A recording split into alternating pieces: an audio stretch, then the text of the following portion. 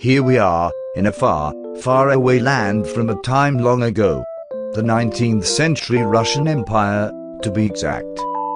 The Russian landscape we are looking at is vast, spanning the Big Black Sea in the east of Europe, all the way to the scrumptious Bering Straits of East Asia. Oh heavens! Cacophony has arisen from the plains of the great motherland.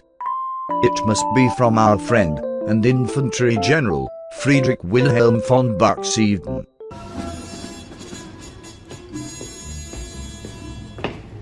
Ye soldiers! We must use our great strength to take Finland! We must come to destroy Finland! Da, sir! My oh my, it seems that a gaggle of Russian troops is marching toward Finland, hoping to invade the poor country. This invasion represents just one of the events leading up to the start of Russian imperialism, not simply having an empirical regime, but fully controlling acquired land.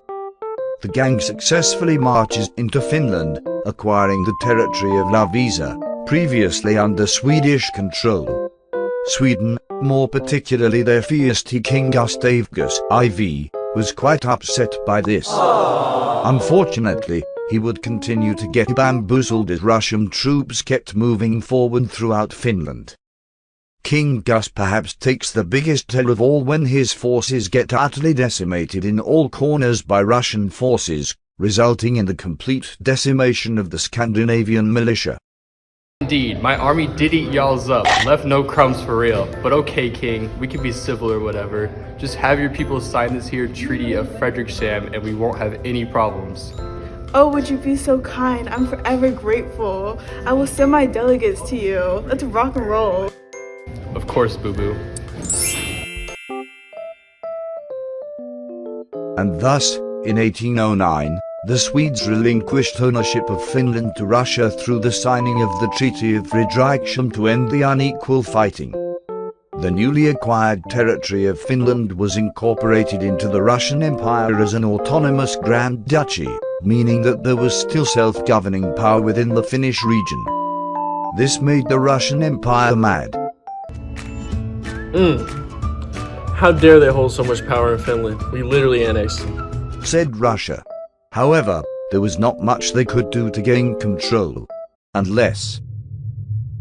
Before diving into the Russian power grab, let us hear opinions from our Council of Influential People. Gee willikers, it's a Russian official. He looks like he feels strongly about Russian imperialism. A Finnish official too. And an indigenous American official. Bless their hearts. Fellas, what here do you think is causing this need for imperialism? Since you ask so politely, I believe this imperialism is driven by the Industrial Revolution and its consequences.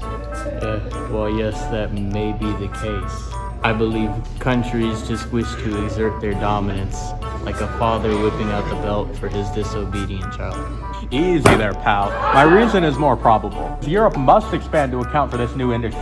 We are rapidly moving into further sectors of economic and political growth. We must sustain the profitability.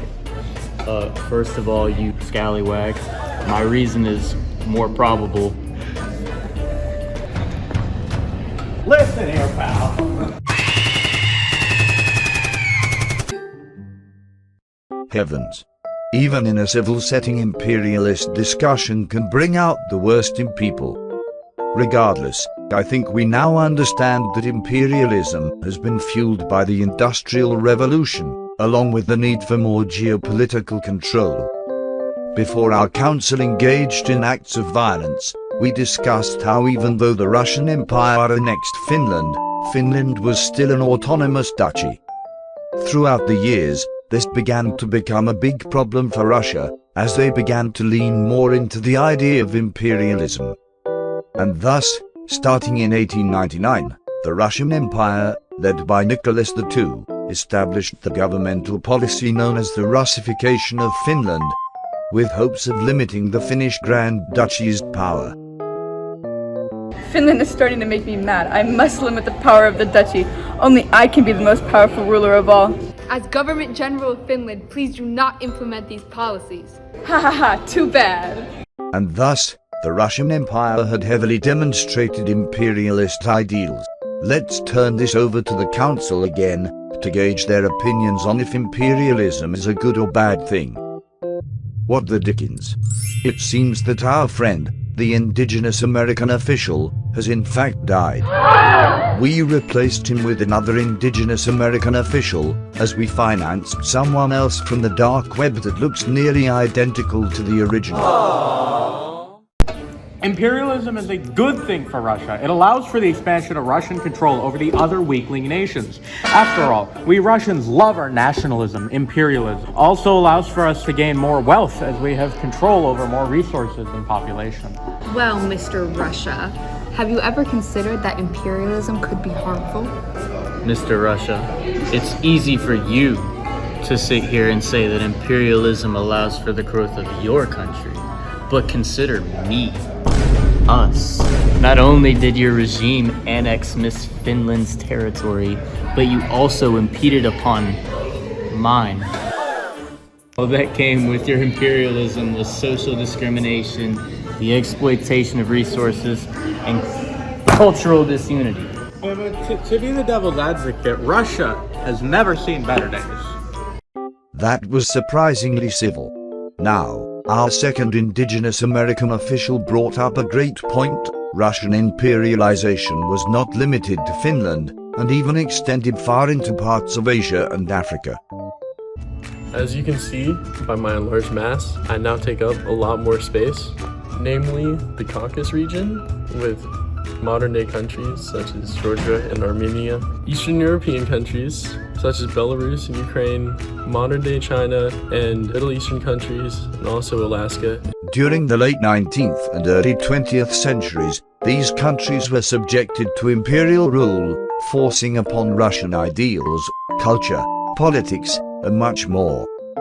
This spread shows just how expansive Russian imperialism truly was. Currently, the Russian Empire no longer exists. However, Russia as a nation still exists, and one could argue that Russia's annexation of the Crimean region is a result of Russian imperialism. History may truly repeat itself. Anyways, for a final thought, we shall pan back to our council. It appears that, once again, a council member has been killed through rather violent means. As a safety precaution, we have locked the Russian official in a cage. Unfortunately, we do not have the budget to finance another individual for expansive representation, but the alternate indigenous American official shall suffice. In the end, as a nation, we wish to expand and have control. As can be seen with the current situations in Ukraine, the premise of obtaining more power is one that every nation should strive for, to better themselves. Now I don't fully trust you after I watched you beat the other officials to death. But since you are caged, I guess I will speak my mind. Imperialism was not good and continues to be not good. In every country subjected to European imperialism, there has been some sort of issue with regard to the depletion of resources or cultural disunity. Let us all make peace and no longer harm each other. And thus, this concludes our exploration into Russian imperialism. Thank you.